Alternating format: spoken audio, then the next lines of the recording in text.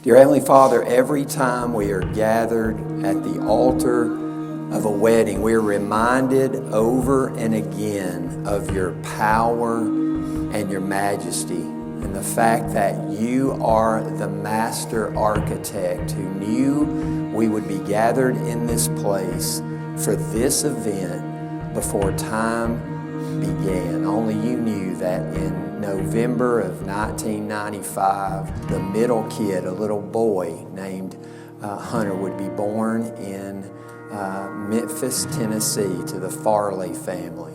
Only you knew that a few years later, in the spring of '98, a little girl named Allison would be born into the Parker family.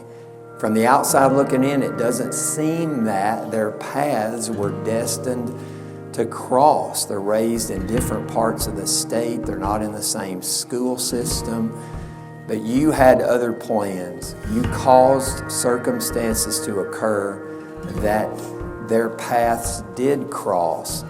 They did meet.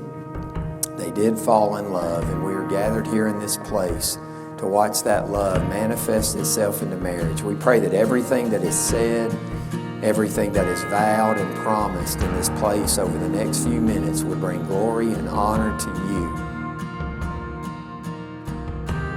Allison, wow, I can't believe that this day has finally come. The day that we have been waiting for what seems like a lifetime. Our wedding day. I can still remember our talks from our first months together about our lives, our hopes, our dreams, and our relationship. You are truly my best friend. From walking down this aisle today to throwing cheddar peppers at cars in the Sonic drive-in, I know that you are the person I'm supposed to spend the rest of my life with. You make me want to be a better person every day of our lives because I know that you deserve the best.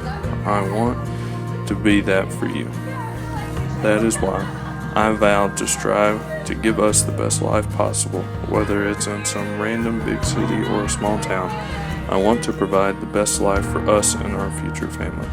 I know that God has a plan for us in our story, and I can't wait to see what it all entails. You are truly my everything, and I can't wait to walk out of here tonight, hand in hand, and get to call you my wife. I love you, Allison, more than I can or could love someone or something else in this world. You are my rock, and I can't wait to start the foundation of the rest of our lives tonight. I love you and see you soon. Love, Hunter. P.S. I like to consider myself the lucky one. My dearest Hunter, wow, the day we thought would never come is finally here. After 1,710 days, I finally get to be your wife and you my husband. Since I was a little girl, I've prayed for God to bring me my dream man to spend forever with. A man who would put me above himself. A man who would love the Lord with all his heart and chase after the plans he has for us. A man who loves his family and who wants one of his own. A man who dreams big, works hard, and never backs down from a challenge. A man who makes me laugh, who will hold me when I cry. And little did I know the entire time I was praying for you. Never did I imagine that I would find my forever man my senior year of high school, but when I did, you sure did sweep me off my feet. While being over 200 miles away, our entire relationship was not easy. You made it feel so easy. You constantly made me feel loved and treasured, no matter whether you were here or at home. We have been through so much together, and I honestly cannot imagine anyone else being my husband or the father to our future children. You are the most amazing, kind-hearted, selfless, generous man I have ever met. But most importantly, you emulate everything I have ever wanted in a husband or a partner in life. You are my best friend and confidant. Marrying you truly makes me the happiest woman in the world. It's unbelievable that I get the chance to promise myself to love and cherish you for a lifetime. I cannot wait to walk down the aisle to you here in just a few minutes. I can't wait to see your handsome face so soon. Here's to forever. P.S. I like to consider myself the lucky one for the rest of our lives. Love always, Allison.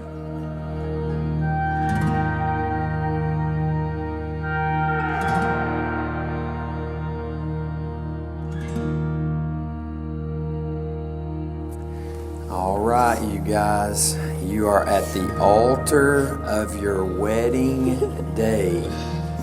So we're just going to ask you to take a deep breath, sort of take it all in and realize just how huge this is. I want you guys to look back at this setting, just a great choice, this location, those people that have gathered here that love you. And then the front row, look at those guys. Gosh, those are the ones that brought you into this world. And then those people you guys have chosen to stand up with you, super important people to each of you guys. And then look at each other. Hunter, she legitimately is beautiful.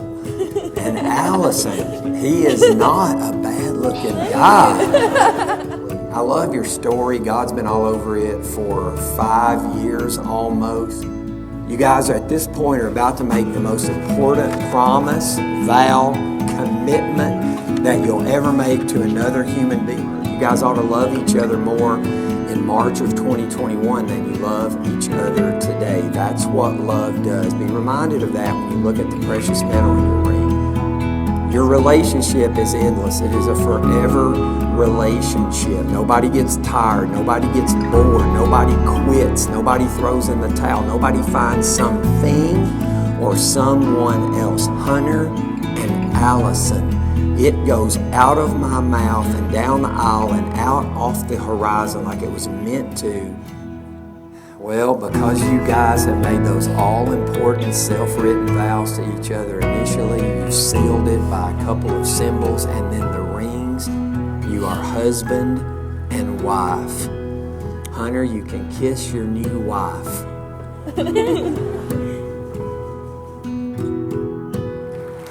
It's my pleasure to introduce to you for the very first time Mr. and Mrs. Hunter Farley.